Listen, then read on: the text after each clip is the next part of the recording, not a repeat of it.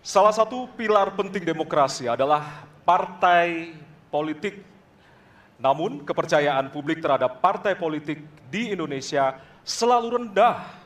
Pertanyaan, apa kebijakan yang akan Anda lakukan untuk melakukan pembenahan tata kelola partai politik? Waktu untuk menjawab 2 menit dimulai dari sekarang. Saya rasa lebih dari sekedar partai politik. Rakyat tidak percaya kepada proses demokrasi yang sekarang terjadi. Itu jauh lebih luas dari sekedar partai politik. Ketika kita bicara demokrasi, minimal ada 3. Minimal 3 nih. 1 adalah adanya kebebasan berbicara. Yang kedua, adanya oposisi yang bebas untuk mengkritik pemerintah dan menjadi penyeimbang pemerintah.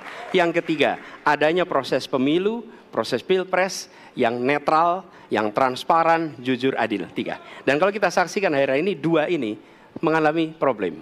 Kita menyaksikan bagaimana kebebasan berbicara menurun, termasuk mengkritik partai politik.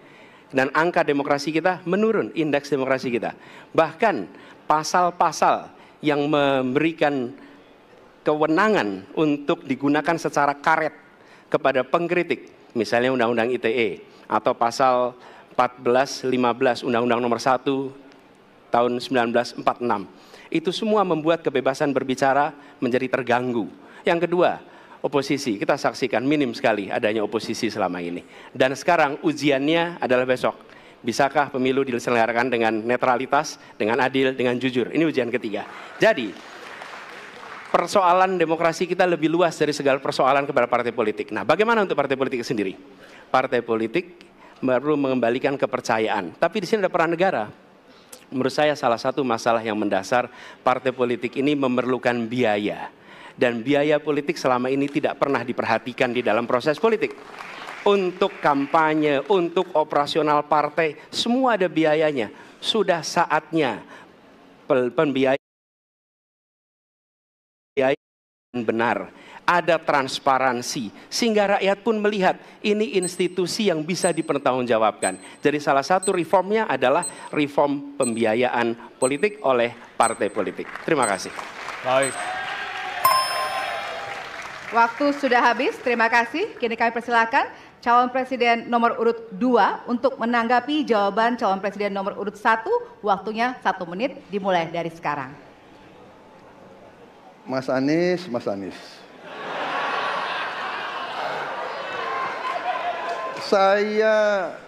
Saya berpendapat Mas Anies ini agak berlebihan.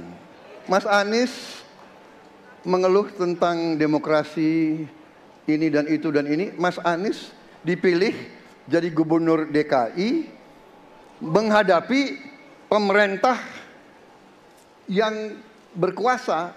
Saya yang mengusung Bapak.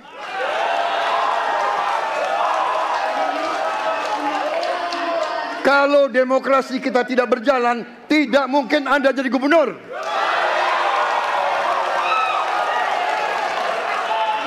Kalau Jokowi diktator, Anda tidak mungkin jadi gubernur.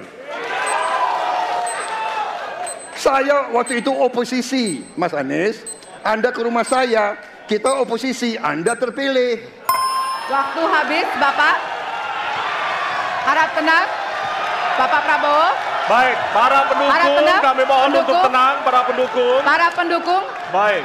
Harap tenang, kita akan lanjutkan dialog kita. Harap tenang, hadirin harap tenang. Kami sampaikan kembali, hadirin harap tenang. Apabila tidak tenang, maka debat tidak dapat dilanjutkan. Ya, kami mohon kerjasamanya kepada para hadirin yang berada di halaman gedung KPU untuk bisa menaati aturan yang telah kita sepakati bersama. Ya. Baik, selanjutnya kepada calon presiden nomor urut 3. Kami silakan untuk menanggapi jawaban calon presiden nomor urut 1. Waktunya 1 menit dari sekarang. Saya jadi tidak enak ini Mbak hari ini. Mohon maaf. Saya tidak enak karena 2 kawan saya sedang nagih janji dan membuka buku lama. Tapi percaya begini. Yang pertama, tidak ada demokrasi tanpa partai politik. Tidak ada. Suka tidak suka, mau tidak mau. Dan fungsi partai politik itu adalah agregasi, sumber rekrutmen kader, pendidikan politik. Kebetulan saya pernah menjadi ketua pansus undang-undang partai politik.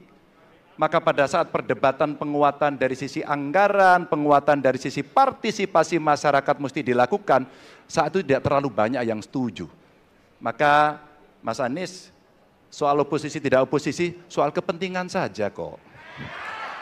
Kapan kita bertemu, kapan kita tidak bertemu, dan kemudian kita akan bersikap pada posisi masing-masing. Tapi yang penting, pendidikan politik kepada masyarakat itulah yang menjadi PR besar dari partai politik agar cepat dewasa. Oke, waktu Anda habis, Bapak. Ya, dan kita akan lanjutkan. Baik, kita akan lanjutkan debatnya, Bapak Ibu. Kita akan lanjutkan ke pertanyaan selanjutnya untuk calon presiden nomor urut 1. Ya.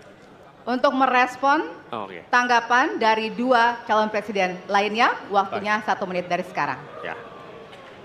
Terima kasih. Ketika kita menghadapi sebuah proses demokrasi, di situ ada pemerintah dan ada oposisi. Dua-duanya sama terhormat. Dan ketika proses pengambilan keputusan itu dilakukan, bila ada oposisi, maka selalu ada pandangan perspektif berbeda yang membuat masyarakat bisa menilai. Karena itu oposisi itu penting dan sama-sama terhormat. Sayangnya tidak semua orang tahan untuk berada menjadi oposisi. Oke? Seperti sampaikan Pak Prabowo tidak tahan untuk menjadi oposisi. Apa yang terjadi? Beliau sendiri menyampaikan bahwa tidak berada dalam kekuasaan membuat tidak bisa berbisnis, tidak bisa berusaha. Karena itu harus berada dalam kekuasaan. Kekuasaan lebih dari soal bisnis, kekuasaan lebih dari soal uang, kekuasaan soal kehormatan untuk menjalankan kedaulatan rakyat. Baik, waktu Anda habis, Bapak.